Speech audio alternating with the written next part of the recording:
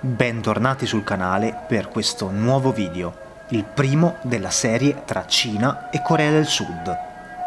Quest'oggi vi porterò a Nanchino, una città che spesso viene snobbata perché molte volte viene preferita la vicina Shanghai, ma io l'ho trovata a dir poco affascinante. La città ha una storia importantissima, essendo stata per lungo tempo la capitale della Cina. Per questo ha una marea di cose da vedere, tra templi di vari tipi, da quelli di Confucio a quelli delle dinastie Lian e Ming. Poi ci sono le mura della città, che sono conservate benissimo e con tantissimi punti di osservazione, e varie tombe, tra cui quella del primo imperatore della dinastia Ming e quella di colui che viene considerato il padre fondatore del paese. Ci sarà poi modo di esplorare i quartieri più turistici, ma anche quelli più tradizionali, con varie scene di vita quotidiana. Quindi preparatevi, tenete a portata di mano lo smartphone, perché qui c'è un'applicazione per ogni cosa, e iscrivetevi al canale per supportarmi e per non perdervi tutti i miei prossimi viaggi. È una cosa che a voi non costa nulla, ma a me aiuta molto e fa immensamente piacere. Carissimi, buongiorno e benvenuti da Nanchino. Mi trovo per la prima volta in Cina e sono super emozionato, ma sono ancora più stanco. Sono partito ieri alle 5 di mattina italiane e adesso sono le 10 di mattina italiane, ovviamente il giorno dopo. Tra le 12 ore di volo, il fatto che ho dovuto fare il check-in in aeroporto, la coincidenza che ho rischiato di perdere a Shenzhen, e poi il fatto che da Shanghai a qui ci si metta 3 ore e mezza più o meno ha reso il tutto un po' difficoltoso, ma sono sicuro che ne varrà assolutamente la pena. Quindi dopo 2 autobus, 2 aerei, un treno e un taxi, eccomi nel centro di Nanchino. Nonostante la stanchezza estrema decido di uscire, anche perché se vado a dormire ora sicuramente avrò problemi con il jet lag, vista la differenza di orario di 7 ore tra Cina e Italia. Nanchino ha più di 9 milioni e mezzo di abitanti, più di 3 volte quelli di Roma, giusto per farvi capire. Quindi la prima cosa da fare è orientarmi un attimo e cercare di non farsi investire da bici e motorini. La prima cosa curiosa che noto è che tutti usano queste protezioni per ripararsi dal freddo e dal vento. E una cosa che mi ha stupito molto è che, nonostante la grandezza della città, non è che sia così rumorosa. Questo perché il traffico è sì tanto, ma tutte le auto sono elettriche.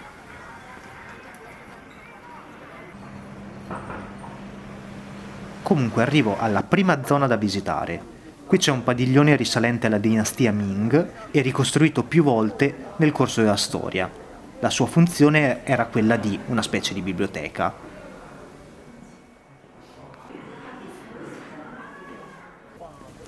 Proprio di fronte c'è il tempio di Confucio, la cui entrata costa circa 4 euro e si paga tramite Alipay o WeChat, 2 applicazioni fondamentali se venite in Cina, visto che il 99% delle volte le nostre carte e i contanti non sono accettati.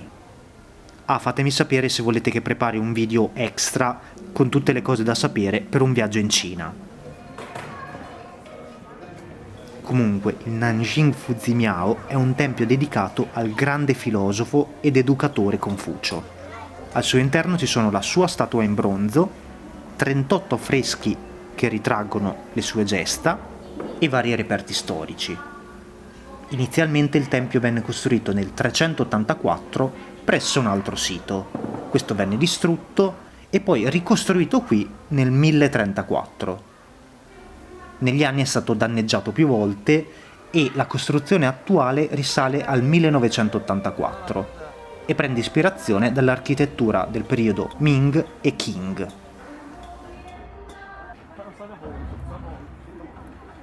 Mentre finisco di vedere il tempio dico qualcosina sulla città, così capirete anche voi perché ho deciso di venire qui e perché è una tappa da inserire se siete nei dintorni. Nanchino è stata la capitale di varie dinastie cinesi, regni e governi tra il III secolo e il 1949. Quindi da secoli è un centro importantissimo per cultura, istruzione, ricerca, politica e turismo. Inoltre ha una posizione geografica molto favorevole, visto che è collocata nel delta del fiume Yangtze e ha uno dei più grandi porti interni al mondo. Finito il giro del tempio, mi immergo tra le affollatissime vie, strapiene di gente, ma pochissimi sono stranieri.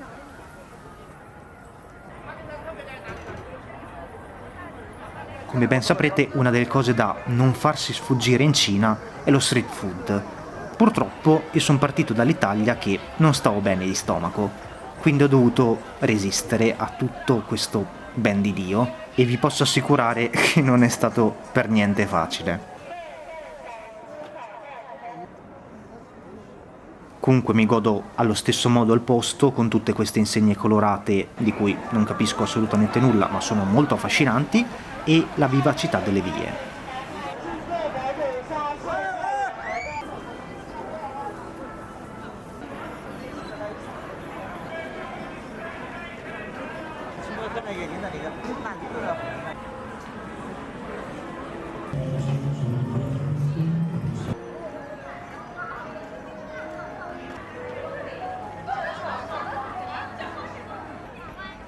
Arrivo poi a Laomedong, un quartiere storico conosciuto per l'architettura delle dinastie Ming e Qing. Qui si possono trovare stretti vicoli, strade lastricate in pietra e anche qui tanta gente e tanti locali. Qua dietro ci sono anche le mura, che sono le mura meglio conservate di tutta la Cina. Comunque, visto che l'ho nominata più volte e la nominerò ancora, qualche parola sulla dinastia Ming. La dinastia Ming iniziò nel 1368, dopo il crollo della dinastia Yuan, e finì nel 1644. Sotto questa dinastia nacque uno degli imperi più vasti della storia e l'ultimo del popolo Han, il gruppo etnico più numeroso del paese. L'imperatore Zhu Huanzang fondò la dinastia Ming e cercò di creare una società composta da comunità rurali autosufficienti che permettevano di sostenere l'esercito composto da più di 1 milione di soldati. Ovviamente con gli anni gli imperatori cambiarono e con loro anche il tipo di politica. Quello che però è rimasto e è stato tramandato fino ad oggi, oltre alla grandezza e l'importanza dell'impero, sono una marea di costruzioni, tra le quali ci sono le tombe Ming, la città proibita, ma anche templi e interi villaggi. Ma guardate che roba, le mura!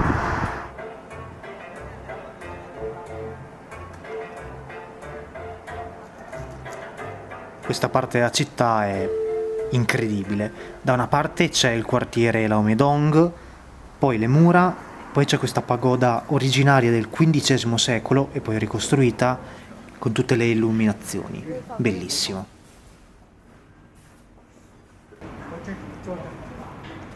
Alla fine sono in giro da 6 ore. Doveva essere un giro breve d'esplorazione, però niente, il viaggio mi fa questo, mi dà una carica impressionante, anche se fa parecchio freddo, però la città è tanta roba, veramente bella, veramente bellissima.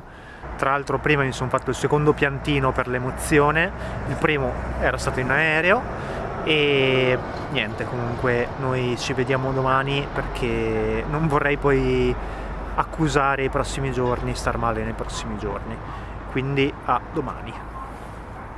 Buongiorno da me e dalle mie fantastiche ciabattine fornite dall'hotel. Comunque, hotel che non è al massimo, devo dire, più che altro perché letto normalissimo, però il bagno è a temperatura ambiente esterno e quindi non sono riuscito a lavarmi perché va bene che sono temerario, ma non così tanto. E quindi non benissimo non potersi lavare dopo più di 30 ore che sono in giro. Comunque oggi è l'ultima giornata qua a Nanchino, questa sera tornerò a Shanghai che ieri non ho visto per niente, quindi cercherò di sfruttare al meglio queste ultime ore qua in città. La mattina dopo mi faccio una bella camminata per alcune zone non turistiche, o almeno diciamo senza attrazioni. Guardate il numero di telecamere. A me piace moltissimo camminare e penso che, quando possibile, sia il modo migliore di esplorare. In questo modo non si salta solamente da un posto all'altro con la macchina, ma si vede effettivamente come sono fatti i luoghi visitati, senza limitarsi alle cosiddette cose da vedere. Questo spesso mi porta a fare 20-25 km al giorno, ma appunto li faccio più che volentieri. Questo è un sottopasso della metro e sono sotto da un quarto d'ora, non riesco a uscire praticamente. Ovviamente nelle città cinesi le distanze sono enormi, quindi per forza di cose alle volte bisognerà prendere anche mezzi pubblici o taxi. Io per i taxi ho usato l'applicazione Didi China, molto comoda e economica, mentre per orientarsi sappiate che Google Maps non funziona bene. Infatti non si possono vedere le immagini e non si riesce neanche a impostare un percorso, né con i mezzi né a piedi. Questo anche se avete una VPN per la navigazione, che comunque rimane assolutamente fondamentale per usare tutti i social, ma anche Google. E che cosa strana, qua gli alberi sembrano fatti con lo stampino, sia da questa parte che da questa. Questa è la vecchia Galleria Nazionale. Dopo aver attraversato vie, sottopassaggi, palazzoni, edifici moderni e molto altro, arrivo al Palazzo Presidenziale, spina dorsale dell'esercito e della politica cinese tra il 1840 e il 1949. Oggi è il più grande museo di storia moderna di tutta la Cina. Mi sarebbe piaciuto molto visitarlo, ma il tempo di esposizione è poco, quindi taxi e arrivo al tempio buddista di Jiming. Informazione curiosa, Jiming significa gallo che canta. L'entrata al tempio costa 10 yuan e direi che è un prezzo più che accettabile per quello che è uno dei templi più antichi in città. Venne costruito per la prima volta nel 527 sotto la dinastia Lian, ma la costruzione attuale risale al 1387, quindi dinastia Ming, anche se venne poi distrutto a metà 1800 e ristrutturato. Il complesso è bello, è grande, ma non ci sono informazioni in inglese.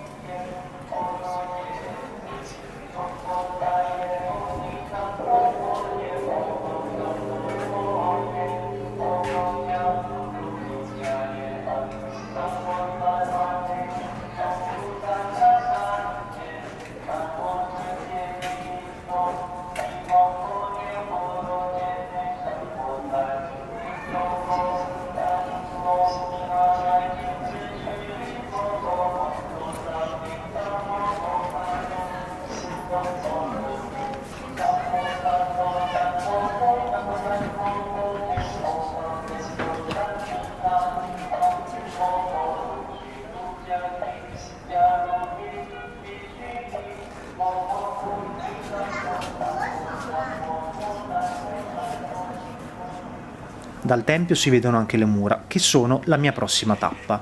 Il biglietto d'ingresso qui costa 15 yuan. Questa è la mappa delle mura della città. Le mura della città vennero costruite nel 1328, quindi sempre durante la dinastia Ming, e la loro costruzione impiegò ben 28 anni. Oggi sono le mura antiche meglio conservate di tutta la Cina, insieme a quelle di Xi'an. Oltre a questo, con 25 km, è anche la cinta muraria più lunga al mondo. Pensate che un tempo le mura più esterne misuravano ben 60 km. Da qui si ha anche una buonissima vista sia sull'interno della città sia verso l'esterno.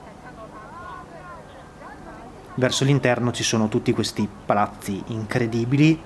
Purtroppo con tutto lo smog il cielo è un po' cupo e la luce non rende giustizia al paesaggio, ma è comunque molto affascinante. Questa è la parte del parco e delle isole che ho deciso alla fine di saltare per il poco tempo che ho.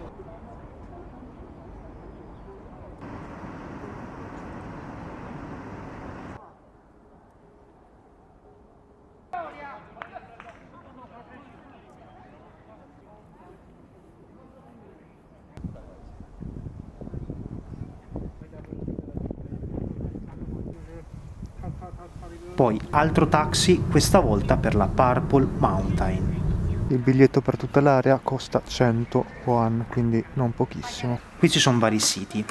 Per arrivare al primo si percorre la strada sacra Xiaoling, con animali e guerrieri che proteggono il sito e ne sottolineano l'importanza. Il pezzo forte qui è la tomba del primo imperatore Ming, Zhu Huanzang. Il mausoleo venne costruito tra il 1381 e il 1413 e al giorno d'oggi è una delle più grandi tombe degli antichi imperatori cinesi. Questo tipo di costruzione venne poi preso come esempio per tutte le tombe delle dinastie Ming e Qing per più di 500 anni. Oltre a questo, con più di 30 edifici e 22 km e mezzo di circonferenza, è uno dei sistemi di tombe imperiali più grandi di tutta la Cina ed è patrimonio UNESCO insieme alle tombe Ming e Qing a Pechino.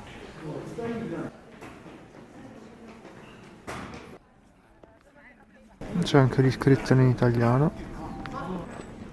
Questo serviva per le offerte. Dentro questa costruzione venivano bruciati fogli di carta su cui c'erano le scritte che richiamavano lo spirito della morte. L'area è molto grande ed è decisamente piacevole girarla. L'unica cosa è che mi aspettavo un po' di neve.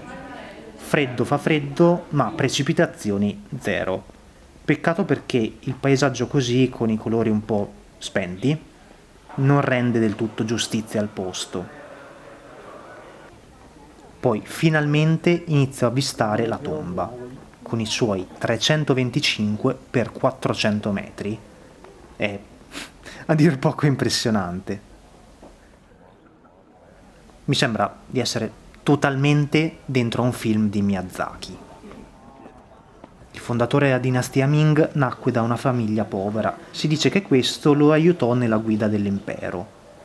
In queste zone sono sepolti anche il suo primogenito, le sue concubine e vari ministri che aiutarono a fondare la dinastia Ming. Pensate che per la costruzione del mausoleo vennero impiegati decine di migliaia di artigiani, oltre a migliaia di soldati e prigionieri. Dopo la tomba mi sposto a piedi verso un altro sito, anche se so già che sarà chiuso, voglio vederlo almeno da fuori perché è molto importante. Un paio di chilometri e arrivo al mausoleo di Sun Yat-sen, che viene considerato il padre fondatore del paese. La sua costruzione iniziò nel 1926 e venne completato nel 1932. L'architettura è una fusione di stile tradizionale cinese con architettura occidentale. Devo dire che mi aspettavo che si riuscisse a vedere qualcosina in più, ma va bene comunque. Tutta la zona è decisamente degna di una visita. Saggezza, benevolenza e coraggio. Poi altro taxi e ritorno in città, più precisamente al Ming Palace, conosciuto anche come Palazzo di Nanchino o Città Proibita di Nanchino. È stato il palazzo imperiale del XIV secolo, quando sotto la dinastia Ming Nanchino era la capitale. Sinceramente qui rimane veramente poco. Vale la pena venire per, la storia, ma non è che ci sia granché dal punto di vista architettonico. Cosa più bella vista qui sono questi vecchietti che giocano a carte. 站着拍嘛，对不对？哎呀，你就是这个实验就什么，继续车，这样实验就把它给扩大了去。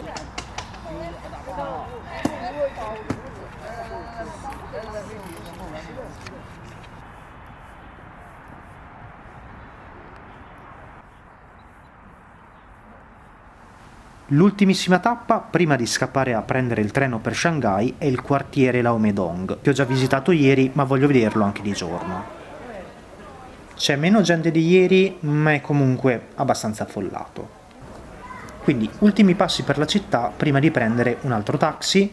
Pensate che in tutto ho preso 7 taxi e ho pagato meno di 15 euro. Dicevo, altro taxi per la stazione e poi treno per Shanghai.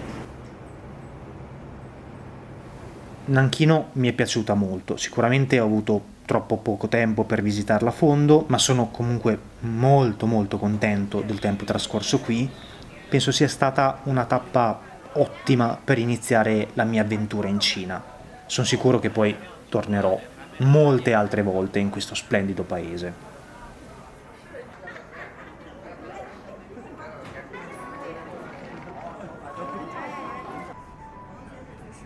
È arrivata la fine di questo video. Io vi ringrazio di essere arrivati fino a qui e se non lo siete già vi chiedo di iscrivervi al canale per supportarmi e per non perdervi le prossime tappe di questo mio viaggio. Noi ci vediamo prestissimo da Shanghai.